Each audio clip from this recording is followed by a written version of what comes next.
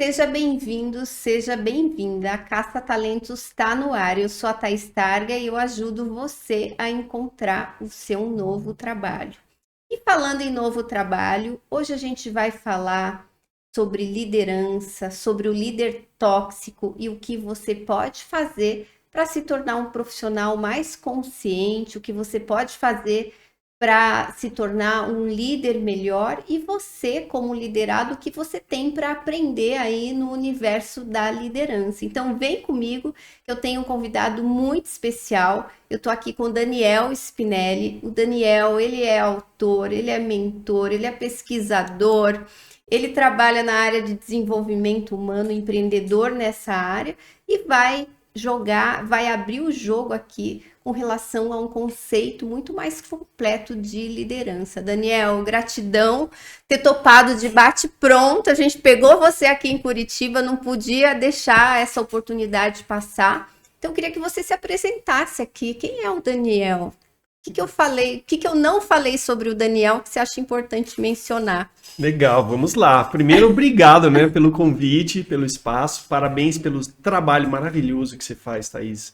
Eu acho que assim, você entrega uma mensagem muito positiva para as pessoas, né, de evolução de carreira, de carreiras mais conscientes, de posicionamento no trabalho. Então é muito lindo, é inspirador seu trabalho. Ai, gratidão. Fico muito feliz. A gente que estuda propósito sabe, né, que tem um propósito por trás e você transmite isso no seu trabalho. Então é um prazer, é uma honra estar aqui com você, né? Quem é o Daniel? Então, eu venho pesquisando liderança nos últimos tempos, também venho meditando nos últimos Sim. tempos, né, estudando meditação, é, pratico surf como equilíbrio na vida, busco fazer as coisas com propósito também, né? Então, tudo que eu faço, eu procuro fazer algo que gere um benefício para as pessoas envolvidas nos projetos que eu me envolvo também e para a sociedade. Nesse momento, através de pesquisas, de produções ligadas à liderança consciente, né? Então, venho de um período sabático. Pois é, eu quero saber dessa história, fiquei muito curiosa. Venho de um período sabático na Ásia, onde eu estava ali aprofundando meus estudos nessa parte de filosofia e psicologia e meditação, estudo da mente humana, cruzando isso um pouco com liderança, que é o que eu vinha estudando anteriormente. E aí estou de volta no Brasil, mantendo o nomadismo do sabático, enfrentando os desafios e os benefícios, né, do nomadismo. Então esse é um pouquinho de mim agora. Perfeito. E me fala desse sabático. Fazia tempo que você queria fazer, já estava programado, como é que você escolheu o local? Bom, assim, era um sonho meu de fazer uma pausa no meu trabalho, na minha vida e fazer uma imersão em algum lugar. Já me ocorreram vários lugares diferentes, aí o tempo foi passando, o projeto sabático sempre se manteve, mas o que eu faria e aonde foi mudando. A gente vai Sim. mudando o tempo todo, né?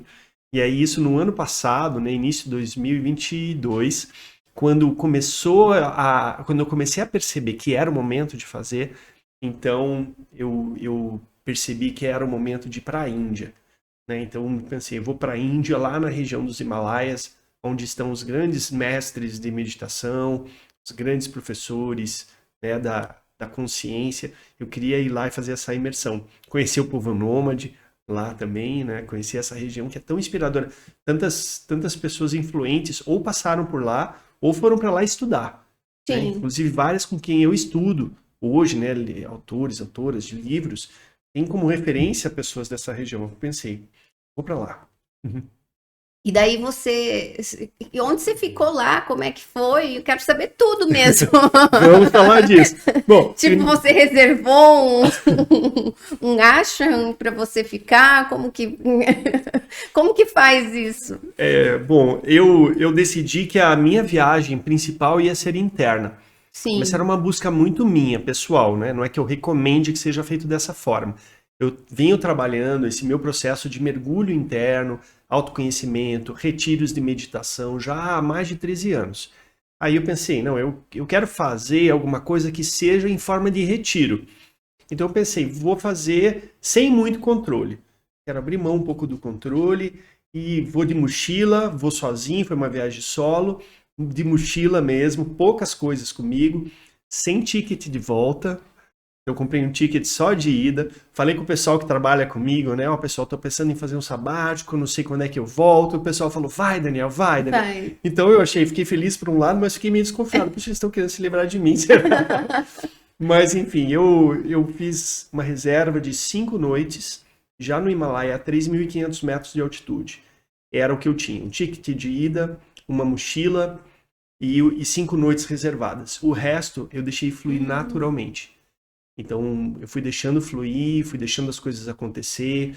Eu tinha um propósito lá, Thaís, de, assim, eu queria me conectar mais com o meu coração, com a minha essência. E eu acreditava, e hoje eu vejo que foi a melhor decisão, se eu deixasse as coisas com menos planejamento possível, seria a própria prática de deixar de sentir no decorrer da viagem, no decorrer do caminho, qual que seria o melhor próximo passo. E eu fui experimentando isso e fui desenvolvendo toda a viagem, que acabou durando 6 meses, desta maneira. Olha que legal. E o que de melhor você traz dessa experiência? Bom, são muitas coisas, né? Então, como toda jornada, mesmo as internas, as jornadas externas, a gente tem nossos desafios. E talvez uma das melhores coisas que me aconteceram foi a percepção, o aprendizado de que os desafios que eu enfrentei lá eram coisas que eu precisava enfrentar. Então eu estava pedindo ali, né, para o universo contribuir com a minha evolução, com a minha conexão, com o meu coração, com a minha essência. Eu queria refinar meu propósito. Então que as experiências que viessem, elas me proporcionassem isso. Então nem todas as experiências, muitas delas, não foram agradáveis, né? Então, lidar com esse desagradável, entendendo que é parte de um processo e tirando os aprendizados disso, foi fundamental para eu sustentar a viagem por 6 meses desta forma e também trazer muitos aprendizados na bagagem, né?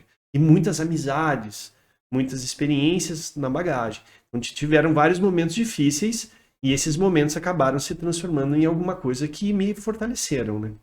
E você ficou num mosteiro? Onde você ficou hospedado? Ou vários lugares? O que você comia lá? Como é que era a sua rotina? Fazia jejum?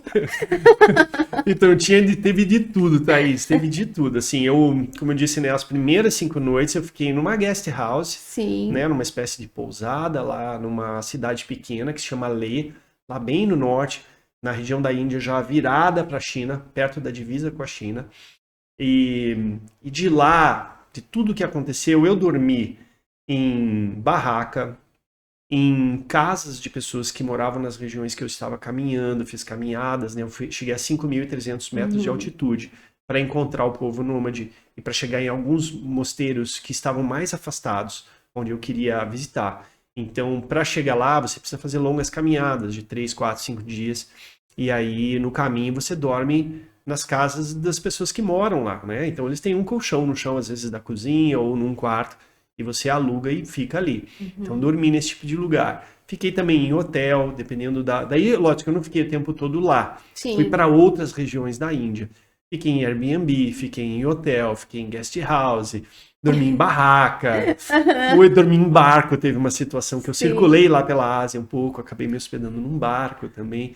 Então teve de tudo nesses 6 meses. Teve de tudo. Dá um livro também, só esses 6 meses. Dá um livro. Na verdade, deu, né? Deu, né? Deu um livro. Deu um livro. Eu queria que você falasse como é que foi esse momento ahá, assim, onde você, de tudo, uma viagem para o Himalaia, você liga os pontos e vem trabalhar a liderança. Sim. Bom, eu estava lá pelo 3º mês da viagem. Começou a vir essa vontade de escrever. Porque eu postava, eu fiquei muito pouco na internet, no meu propósito de viagem, mas eu, de vez em quando, eu postava. E quando eu postava, eu recebia um monte de mensagem me incentivando a escrever. Pessoas que falam, eu nunca vou poder fazer, ou vai demorar para poder fazer algo assim. Você está numa vivência tão profunda, escreve, por favor. Né? E aí eu pensei, então eu vou escrever. Eu já queria escrever, já tinha começado 2 livros, e largado na metade por circunstâncias de vida diferentes, eu tive que parar de escrever. Então sempre tive esse ímpeto de querer escrever. Pensei, chegou a hora. Então eu me inscrevi numa imersão de escritores que era online, estava acontecendo no Brasil. Eu estava nesse escrevo, não escrevo, né? Então veio ali a propaganda para mim da imersão de escritores e eu decidi fazer, apesar do fuso horário da Índia, né? Porque a Índia, não sei se Sim. você sabe, dá 8 horas e meia a mais do que no Brasil. Então a aula para mim ela começava às 9h30 da noite e até às 3h30 da manhã. Nossa. E aí o pessoal ali da editora viu esse esforço que eu estava fazendo, né? O pessoal da editora, a gente estava acompanhando ali a imersão. A própria CEO da editora, a Roseli Boschini, estava acompanhando também. E eles olharam ali, ficaram curiosos e olharam ali meu currículo, meu LinkedIn, minhas redes Eles te sociais, stalkearam. me stalkearam e falaram assim, olha, Daniel, a gente está vendo aqui um potencial em você escrever sobre esses dois mundos. Esse mundo que você tem já 30 anos de experiência como líder, a vida me colocou muito cedo na liderança por uma necessidade familiar, 20 anos desenvolvendo líderes e estudando liderança, e alguém que também medita, estuda a mente humana. Então é muito raro encontrar tudo isso numa mesma pessoa que possa falar com profundidade das duas coisas. Então eles sugeriram que eu apresentasse um projeto para eles nessa área sobre liderança consciente. Aí eu fiquei refletindo um pouco, né? Apesar de toda a oportunidade já de uma das maiores editoras do Brasil, eu estava lá, né, pensando, e eu deixei, como eu estava treinando lá, o universo me responder. E aí eu deixei a viagem continuar acontecendo e as respostas foram vindo. E aí veio essa inspiração, escrevi um livro, A Potência da Liderança Consciente, mandei o projeto para a editora, eles aprovaram assim direto. E aí tanto que daí eu decidi voltar para o Brasil em fevereiro, foi quando eu percebi que eu não ia conseguir escrever esse livro durante a viagem, estando na Ásia. Pensei, eu vou voltar para o Brasil, fui para Floripa, me internei em Floripa, escrevi o livro, produzi o livro, e aí tá aí o livro como uma contribuição com aquilo que eu acho que é o melhor que eu tenho para dar até aqui na minha vida, é onde eu estava mais profundamente conectado com a minha essência, refinando meu propósito, inspirado por grandes mestres, eu diria até abençoado por grandes professores e professoras, autores e autoras de lá, né, que eu encontrei. E aí as coisas foram fluindo, os caminhos foram se abrindo. Eu acho que é um sinal de que a gente está no caminho certo, as coisas fluem, né? Essa Sim. natureza, essa fluidez que aconteceu, aí veio, aí surgiu, aí eu chamo do livro Flor de Lótus. Que legal. E o que que o livro tem? O que que ele aborda que a gente não encontra em outros livros de liderança? Uhum. Bom, esse livro traz uma proposta de uma revisão do modelo de cultura organizacional mais predominante hoje. E também, naturalmente, das práticas de liderança mais predominantes, ainda predominantes. Está tendo uma transformação na sociedade. Essa transformação na sociedade está impactando profundamente as organizações. E a boa parte das pessoas que estão em cargo de liderança, elas estão perdidas. Né? E assim, a gente precisa perceber a necessidade de se atualizar. Mas a questão é se atualizar para onde? Mudar como? Então, a proposta do livro é de uma forma muito fundamentada. A gente tem mais de 90 referências no livro para fundamentar isso que a gente está dizendo. O que a gente diz ali? Que a organização que não se atualizar, ela está com a sua sobrevivência comprometida. Por quê? Porque a gente está tendo já e vai aumentar pelas previsões, e pelas pesquisas, um apagão de mão de obra Uhum. qualificada. Vai faltar gente boa para estar nos ambientes de trabalho, cada vez mais. Então, se falta isso, aonde que eu vou trabalhar? Eu que tenho um talento, né? Uma pessoa que nos assiste aqui tem um talento para oferecer para um projeto, vai escolher aonde? As pessoas não estão mais conectadas só na questão financeira. Precisa estar equilibrado com um ambiente onde eu me sinta desafiado positivamente, onde eu sinta que eu estou aprendendo continuamente, onde eu me sinta respeitado como ser humano e aonde haja um propósito, tem significado, né? As pessoas não cada vez menos querem acordar e ir para um trabalho que está fazendo uma coisa que não faz sentido para a sua vida. O que eu estou deixando de legado aqui dessa minha vida? É isso que as pessoas refletem hoje. Em algum momento de finanças mais apertadas, a pessoa pode até flexibilizar para abrir mão de algumas dessas coisas, Mas o fato é que quanto mais opções surgem para as pessoas, mais criteriosas elas ficam. Então, a organização que não se atualizar e ela depender de gente boa ali para trabalhar, ela está com a sobrevivência comprometida. Como é que a gente atualiza isso? Exatamente, essa seria a minha pergunta agora. É assim, a gente primeiro precisa rever as práticas de liderança, né? Thaís, a experiência toda que você tem no mundo organizacional, você sabe, né, que uma liderança faz toda a diferença numa organização. Então não adianta a gente ter um discurso bonito pregado na parede ali dos valores, da missão da organização, se as práticas de liderança não são compatíveis. Se a liderança não sabe fazer uma boa gestão emocional, se é uma liderança tóxica, né, que intoxica as relações, que ela lidera pelo medo e não pelo engajamento. Então isso eu entendo que as pessoas têm uma razão para estarem agindo dessa forma, quem ainda age dessa forma, que infelizmente é a maioria ainda, que é um modelo de liderança que a gente chama de comando e controle. Então, assim, porque a gente tem toda uma influência. E aí o livro explora um pouco disso. Quais são as causas? Né? Qual é a raiz de ter tanta gente liderando dessa forma? É porque se a gente for ver, de uma certa forma, já vem da escola. O modelo educacional predominante também, não todos, né? Existem muitas escolas, universidades, pós-graduações se atualizando em termos de modelos educacionais, mas a gente ainda tem muito disso e muitos de nós foram influenciados por esse modelo. Então, isso está meio que latente. E a gente vê a influência também de outras pessoas, líderes anteriores, e aquilo funcionou por um período. De uma certa forma, nos trouxe até aqui. Mas chegou a hora de a gente mudar. E esse processo ele precisa ser muito rápido. Então essa é a proposta. A gente propõe que haja uma revisão das práticas de liderança para uma liderança que a gente está chamando de mais consciente. Então a gente até traz um método ali no livro para que a pessoa que queira fazer esse desenvolvimento, ela possa percorrer um caminho. Foi até um benchmarking que a gente fez com a Brené Brown, que é uma autora, né, que vocês conhecem, que é maravilhosa, adoramos, eu amo ela, assim, com muita inspiração, ela está citada no livro mais de uma vez, e a gente se inspirou nos livros dela, porque os livros da Brené Brown, se você for no site do livro, você tem lá os instrumentos de aprendizagem do livro, para você aplicar na sua vida, disponíveis no site.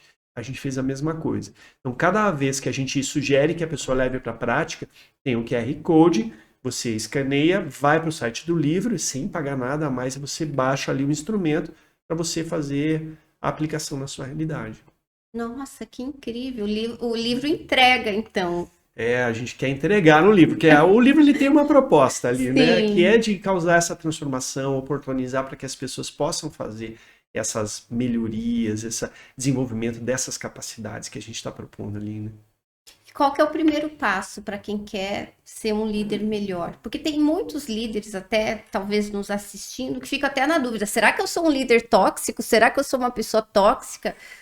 Será que o meu líder é tóxico ou é questão de ajuste? A gente também não sabe, né? Porque hoje até a palavra tóxico foi banalizado, né? Tudo que você não gosta, que você não concorda, você chama de tóxico. Então, queria até que você contextualizasse, né? O que é um líder tóxico e qual o primeiro passo para sair dessa condição. Sim.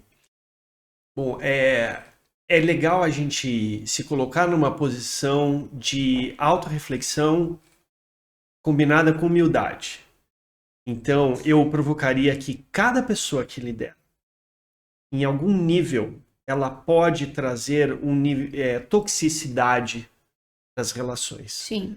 Todos nós fazemos isso. Quando que a gente faz isso? Quando a gente normalmente não está gerindo bem nossas emoções. Quem que é perfeito em gestão emocional? Ninguém. Então, em algum momento, quem já não colocou, às vezes até para os filhos, para os sobrinhos, né? No meu caso, sobrinhos, né? Sim.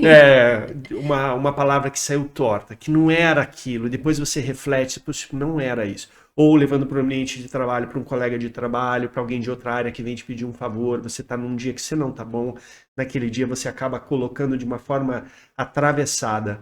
Então a gente pode colocar isso que tem um nível de toxicidade, porque você intoxicou a relação. O fato de você intoxicar a relação não quer dizer que você matou a relação. Quer dizer que você pode ter uma tarefa de purificar isso daí. né? Então, a provocação é para a gente sair do julgamento das outras pessoas e a gente fazer um trabalho interno de autorreflexão. Aonde eu posso melhorar nesse sentido? E, gente, todo mundo pode. Eu tenho estudado isso há muitos anos, eu sou líder, né? Tenho 3 negócios, eu tenho times de trabalho. Eu, de vez em quando, eu me percebo ali também. Eu escrevendo sobre liderança consciente, com um time de pesquisa de liderança consciente, de repente eu me pego sem consciência na minha liderança. Sim. Eu, inclusive, coloco isso lá no final do livro, vou dar um spoiler. Que é isso, que no processo eu descobri que eu também estou no processo de aprendizado. Então, o que eu acho que a gente precisa, nesse momento tão desafiador, é a gente se dar as mãos, a gente aprender um com os outros, fazer pactos nas organizações de aprendizagem. Me apoia. Se a gente está trabalhando junto, eu vou te dizer, Thaís, eu vou procurar melhorar isso aqui. Me apoia, me aponte quando eu não estou nesse caminho que é o que eu quero ir.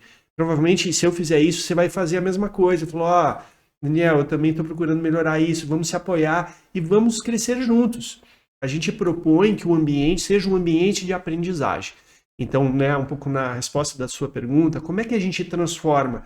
Qual é o primeiro passo? O primeiro passo é a gente se colocar como aprendizes. E que todos nós, independente de geração, independente do nível de consciência, de quanto tempo medita ou não medita, né, de quanto já tem estudado sobre liderança, quanto domina o mercado, não importa. Todo mundo pode aprender. E assim, aonde a gente se encontra, todo mundo na organização pode se encontrar nesse aspecto de ser melhor, né, de procurar fazer daquele ambiente um ambiente de aprendizagem. Isso por si só já é uma dica de engajamento, né? Nossa, incrível. Incrível, adorei. Primeira pessoa que eu vejo falando de toxicidade de uma maneira que ficou, assim, até revelando que a gente também não é o perfeito, né? Que a gente não tem esse ideal de perfeição, talvez seja difícil de atingir, tá tudo bem. Você pode continuar caminhando, né? Sim. E, Eu acho que purificando isso. dá para purificar, né? E o risco é a gente usar essas inovações ou essas descobertas para reforçar preconceitos, de taxar as pessoas, de colocar selo nas pessoas. Isso é uma super armadilha da mente. Eu que estava estudando a mente humana lá nos Himalaias, a gente às vezes aprende uma coisa e a gente começa a julgar outras pessoas. Essa é a raiz do preconceito, né? Então, a gente procurar olhar de forma compassiva. O livro procura fazer esse exercício quando vai nas causas. Mostrar que o próprio modelo educacional, as próprias referências de liderança que a gente tem, predominantes, elas nos levam a formar um certo modelo. Então, o que a gente precisa é enfrentar isso daí. E se eu ficar julgando, eu me coloco de certo e aquela pessoa de errada, não tá legal. Tanto que a gente não usa no livro o termo a pessoa tóxica, porque seria um julgamento, né? Então, todos nós temos em algum nível. Umas têm mais, outras têm menos. Qual que é a raiz desse comportamento? Normalmente é um sofrimento interno. É uma incapacidade de fazer a gestão emocional. Ou é uma falta de ferramentas. Então, eu não sei engajar as pessoas com ferramentas mais atuais, mais conscientes. Eu acabo usando o chicote. Porque em algum momento aquilo funcionou. Então, eu acabo usando aquilo. Mas, na verdade, isso é importante. Quem está exercendo uma liderança por comando e controle, gerenciando o medo das pessoas, usando medo para liderar, são pessoas, na verdade, desferramentadas. São pessoas que precisam de qualificação. E aí, hoje, infelizmente, as empresas não estão dando a atenção suficiente para essa qualificação necessária, especialmente da liderança, especialmente no campo das habilidades humanas. Né? Verdade. E isso a gente devia aprender na pré-escola. Idealmente. Porque, na verdade, tudo começa na gestão das emoções, né? Uhum. Tem um exemplo, Thaís, que é legal a gente refletir. Por exemplo, tem uma coisa que todo mundo que trabalha, mesmo que você trabalhe sozinho, faça um trabalho que seja só você, equipe, chama, né? Você vai trabalhar em equipe. Ou para entregar um projeto, ou para pegar um briefing, ou para terceirizar uma parte do seu trabalho. Sim. Tem um time de trabalho. Ou seja, trabalhar em equipe é fundamental para uma pessoa que vai alcançar um sucesso profissional. Quanto mais a pessoa trabalha melhor em equipe, mais bem-sucedida ela vai ser. Isso é inevitável. Agora, quando a gente olha para o modelo das escolas, muitas escolas até colocam, você pode ver até MBA, faculdades, colocam lá, vamos fazer um trabalho em equipe. Legal. Só que o que vale no momento da entrega desse trabalho? Só o resultado. Então, avalia-se o resultado.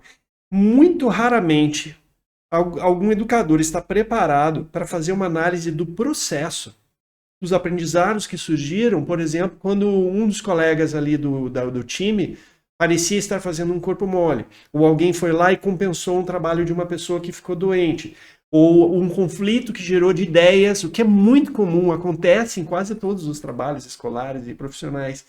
E esses são os conflitos que a gente enfrenta no dia a dia, no nosso trabalho. Então, na formação escolar, a gente carece desses debriefings aí, né? Desses Sim. processamentos. A gente fazer essas análises e ver que talvez a parte mais importante do que aconteceu ali não foi aquela produção final que a gente mandou no e-mail do professor ou da professora. No fim, o mais importante que aconteceu foi o processo. E ali teria uma riqueza enorme para ser trabalhada, e hoje é o que muitas vezes as organizações estão carecendo. Esses profissionais que estão lá nas organizações, eles carecem dessas maiores habilidades, de lidar com uma situação de conflito, lidar bem com isso, um momento que você encontra um colega descomprometido, onde há uma falha de comunicação, isso gera um retrabalho, sacrificando talvez até um pouco do seu lado pessoal, que você já queria estar indo embora da empresa naquele momento, mas vem um retrabalho, então você fica pensando naquele coleguinha naquele momento, Sim. às vezes pode brotar uma raiva, como é que eu gerencio isso tudo? Isso tudo é a realidade, o dia a dia, né, nas organizações. E você, de alguma maneira, traz a meditação no livro também? Bom, Thaís, eu vou revelar um negócio aqui, que assim, eu trago em tudo que eu faço, né? Imagino. Tudo, porque para mim hoje é assim, se eu for dormir sem meditar, é equivalente para a maioria das pessoas a ir dormir sem tomar banho. Uhum. Neste nível, virou para mim quase que uma necessidade fisiológica. Então, eu incentivo muito que as pessoas meditem. Para mim foi tão transformador implementar a meditação no meu dia a dia, né? E assim, demorou um tempo. Minha mente é ainda bastante agitada. Era descontroladamente agitada, né? E aí eu comecei com 2 minutos. E aí foi evoluindo e tal. Hoje eu tenho uma prática diária, bem consistente, faço retiros regularmente. Fiz o sabático, fiz vários retiros durante a viagem. Que legal. Eu Inclusive. adoro o retiro. Ah, que bom, que bom. Tem que me manter informada aí dos retiros. Sim, com certeza. Você medita, Thaís? Eu medito. Olha, que Não bom. tão regularmente, tão diariamente, mas eu medito sim, fez muita diferença para mim. É. E eu faço yoga também. Maravilhoso. Acho que são práticas importantes, né? O livro traz, sim, essa proposta de que a primeira dimensão do livro vai falar de autoliderança. A mensagem é que antes de nós liderarmos outras pessoas, a gente precisa, antes de mais nada, liderar nós mesmos. E uma das formas de a gente fazer isso é ser capaz de pausar e não se seguir tanto, não ser tão arrastados pelos pensamentos, pelas emoções. A gente ser capaz de ter um mínimo gerenciamento dos nossos pensamentos e das nossas emoções.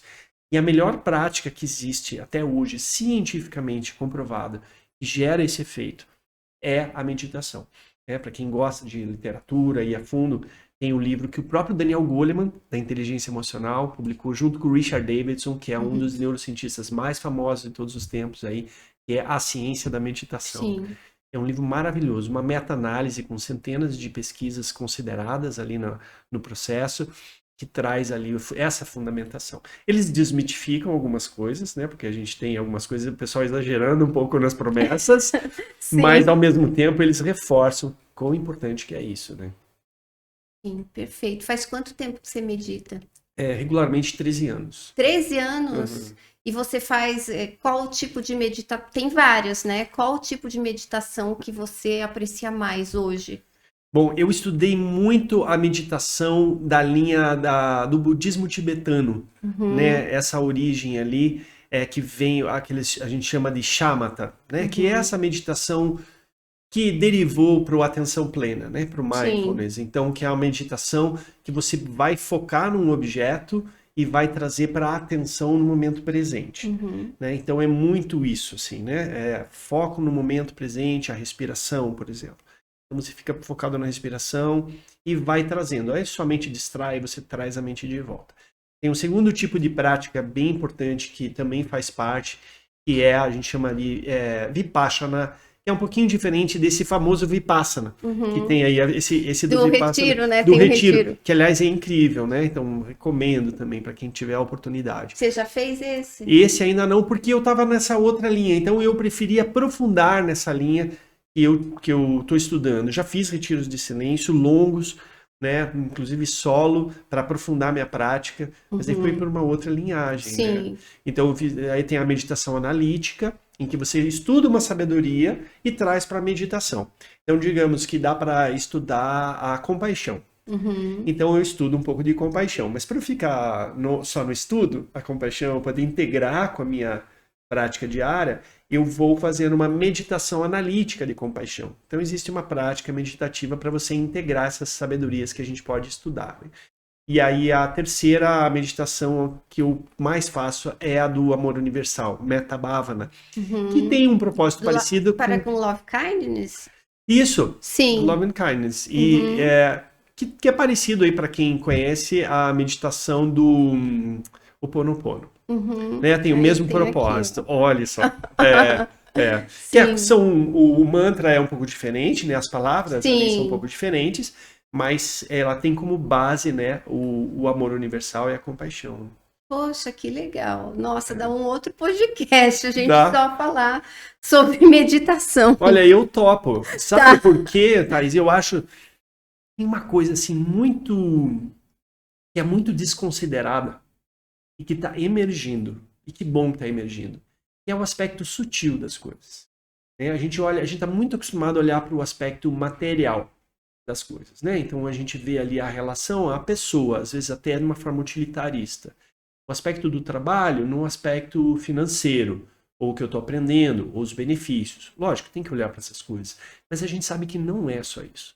Que existe o aspecto sutil. E às vezes o aspecto sutil vai fazer toda a diferença na felicidade ou não da pessoa. Às vezes muito mais do que o aspecto material. Né? Quando você pega todas as pessoas que estudam filosofia, elas vão, cada uma com a sua linha filosófica, argumentar isso. Né? De que existe um lado sutil que precisa ser olhado. Então, por isso que a gente vê tantas pessoas que às vezes alcançam um grande nível no sucesso só do lado material e elas estão lá depressivas. E eu já conheci muitas pessoas que você olhar só pelo lado material não tem sucesso nenhum, mas que as pessoas estão ali felizes, radiantes. Inclusive eu tenho uma das minhas maiores referências de vida, eu considero como minha segunda mãe, já faleceu, Dona Augusta, e ela não foi alfabetizada. Ela sabia só escrever o nome dela. É uma das pessoas com quem eu tive uma das conversas mais profundas da minha vida. E se ela não teve acesso à televisão, não tinha internet, não tinha bens materiais, morou a vida inteira quase numa praia, uma indígena caiçara, uma mistura de indígena caiçara, com uma das sabedorias mais brilhantes que eu já vi, uma das pessoas mais felizes, com quem eu mais aprendi. Então, olha como existe esse aspecto sutil, né? Então eu aceito a gente vir um dia conversar um podcast sobre meditação, sobre yoga, sobre esse aspecto sutil tão importante para estar combinado. Não é um discurso antimaterialista da minha parte. Sim. Tem pessoas que fazem, né? Não é o meu caso. Eu acho que é um equilíbrio, né? Eu acho que a gente pode usar a nossa carreira, nossa vida, as nossas relações como um cenário de prática, para a gente de fato ter uma evolução. Acho que a felicidade vem disso. E algumas vezes, então, não vai dar certo as coisas do jeito que a gente estava esperando. Aquele aumento salarial vai demorar um pouco mais para chegar, aquela promoção, às vezes até mesmo conseguir um trabalho pode demorar um pouco mais, mas o estado mental que a gente estiver cultivando vai ser determinante para esse aspecto sutil, para esse estado de felicidade que eu posso estar, de bem-estar, e que vai influenciar. A gente sabe quanto influencia. Quando a gente está bem internamente, o que a gente atrai. Exatamente. Não é? Exatamente. E aonde a gente pode achar o livro aqui?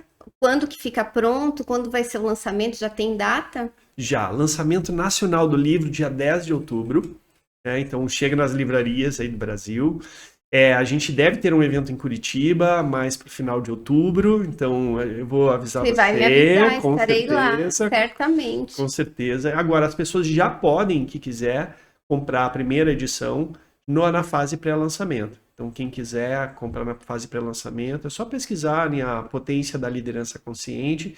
Ali tem o site do livro. As pessoas que estiverem fazendo aquisição agora nessa fase vão ganhar também uma masterclass de liderança, que a gente vai fazer como um benefício.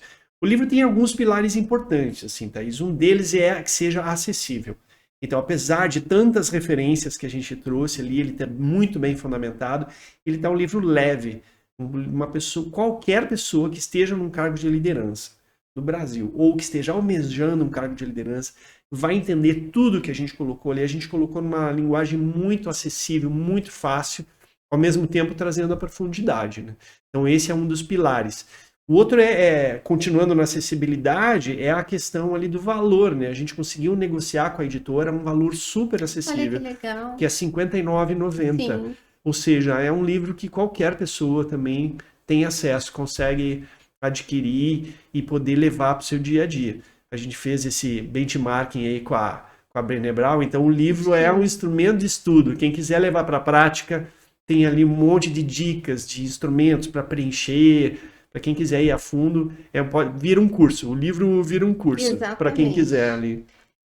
Daniel, foi um prazer conversar com você. Volte sempre, tem muito conteúdo. Já fiquei curiosa aqui, trocar muita informação, tipo de amigo que a gente precisa ter, né? Informar aí dos retiros, das práticas. Volte sempre. Agradeço você também que esteve comigo até agora.